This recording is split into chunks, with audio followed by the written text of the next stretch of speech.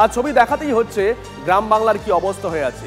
বড় খবরটার দিকে নজর রাখি সকাল সকাল একবার বলবো বিগলে প্লে করার জন্য। বড় খবর এই মুহূর্তে নিঃসন্দেহে জল যন্ত্রণা এখনো অব্যাহত আছে ঘাটালে। ত্রাণ নিয়ে বাড়ছে ক্ষোভ, দিনের পর দিন ক্ষোভ বাড়ছে আরো।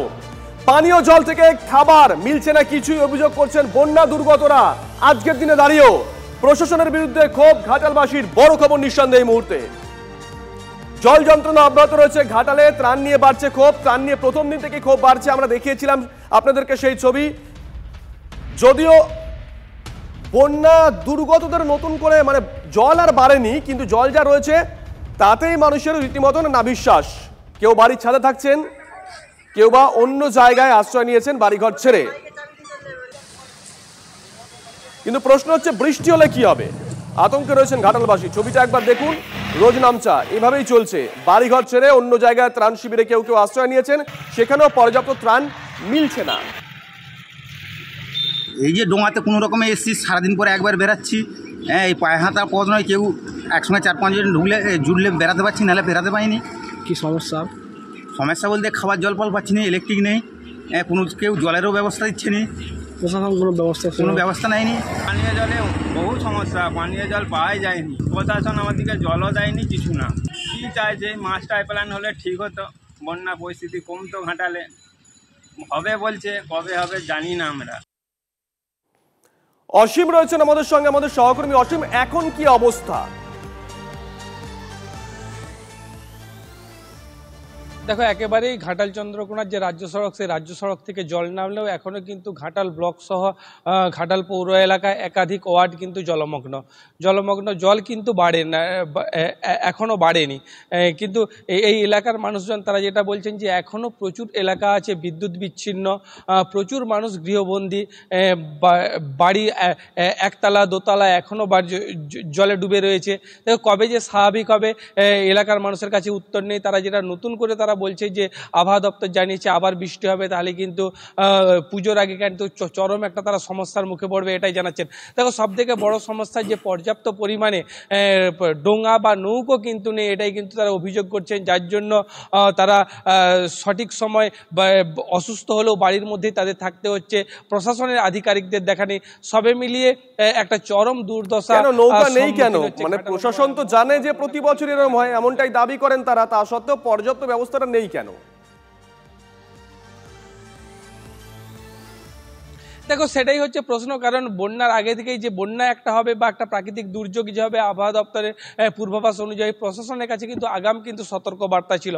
তারপরেও কিন্তু প্রশাসন যেটা আমাদের জানাচ্ছেন যে সব ধরনের ব্যবস্থা রয়েছে, তারা ত্রাণ পৌঁছে দিচ্ছে। কিন্তু দেখো, লক্ষ লক্ষ মানুষ তারা যেটা অভিযোগ করছেন যে সঠিক জায়গায় সঠিক সময় প্রশাসনের আধিকারিকরা পৌঁছাতে পারছেন না। একাধিক জায়গা এখনো রয়েছে, সেখানে কিন্তু পর্যাপ্ত পরিমাণে পানীয় জল পৌঁছাচ্ছে না, ত্রাণ পৌঁছাচ্ছে না, ত্রিপল পৌঁছাচ্ছে না। এটা কিন্তু একটা চরম কিন্তু ক্ষোভের সৃষ্টি হয়েছে। এরকমই কিন্তু ঘাটাল বন্যা কবলিত এলাকার মানুষের অভিযোগ। নজর থাকবে অসীম, নজর রাখো।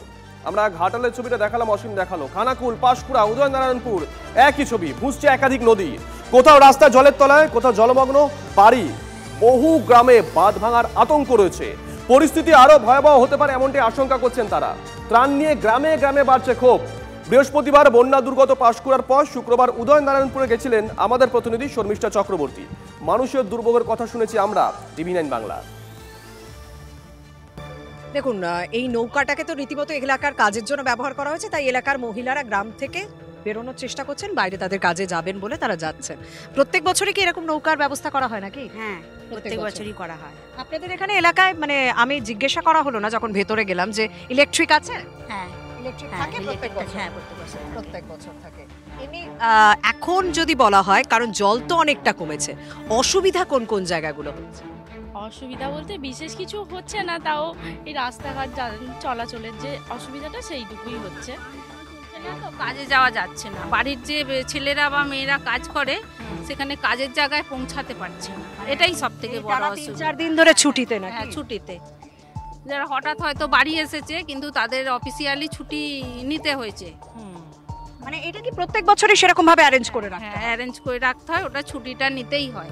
গতকাল মুখ্যমন্ত্রী এসেছিলেন উদয়নারায়ণপুরে, জানেন তো? হ্যাঁ, জানি।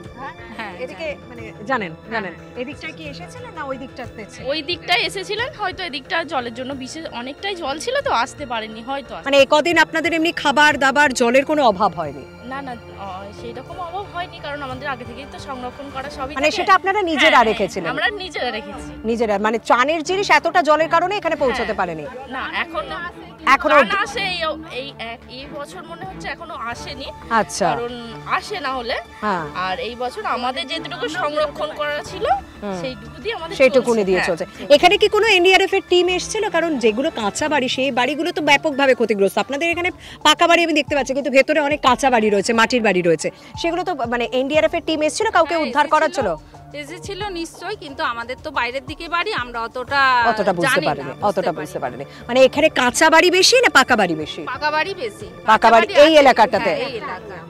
আচ্ছা, আর ওই আমতা জয়পুরের দিকে কি কাঁচা বাড়ি বেশি একটু আছে? হ্যাঁ, কাঁচা বাড়ি আছে ওদিকে, ভিতরগুলো ভালোই কাঁচা বাড়ি আছে। মানে ওগুলো তো সবই নষ্ট হয়েছে। মানে খবর কিছু পাচ্ছেন? জয়পুর আমতার কিছু খবর পাচ্ছেন? আমাদের থেকেও খারাপ অবস্থা, কারণ মুন্ডেশ্বরীর জলটাও চাপ দিচ্ছে, আবার এইদিকে ডিবিসির এই দামোদরের জলটাও চাপ দিচ্ছে। আচ্ছা, মানে বুঝতেই পারছেন যে এখানে দামোদরের জলটা, কারণ দামোদর নদের কাছাকাছি এটা এলাকা, এবং ওই দিকে যদি জয়পুর এবং আমতার দিকে যাওয়া যায় তাহলে কিন্তু সেখানে মুন্ডেশ্বরীর জলটাও চাপ ফেলছে। মানে আমি যখনই কথা বলছি আমার চারিদিকে সাপের কথা আসছে। কারণ এখানে কি সাপের উপদ্রব একটু বেশি নাকি এই সময়? হ্যাঁ, এই বন্যার সময় সাপের উপদ্রব আছে। মানে ভয় লাগে না তাহলে হাঁটতে? মানে কারণ এক হাঁটু জলেও তো আপনাদের ঘরে যাতায়াত করছে। বিশেষ কারণে তো বাইরেও বেরোতে হয়, ওই ভয় নিয়ে সবকিছু নিয়ে লাঠি হাতে নিয়ে বেরোতে হয়। বাড়িতে এমনি সব কার্বলিক অ্যাসিড দেওয়া থাকে। আচ্ছা, সেগুলো আগে থেকে আপনারা ব্যবস্থা করে রাখেন। কিন্তু লাঠিতে কি আর সাপ যাবে? তবু একটু নিজের আত্মরক্ষার জন্য না পারলেও চেষ্টা করা যায়। আচ্ছা আচ্ছা, যাই হোক, ওনারা ওনাদের ডেস্টিনেশনে পৌঁছে গেছে, ওনাদেরকে নামিয়ে দিই, তারপর আমাদের নামার পালা।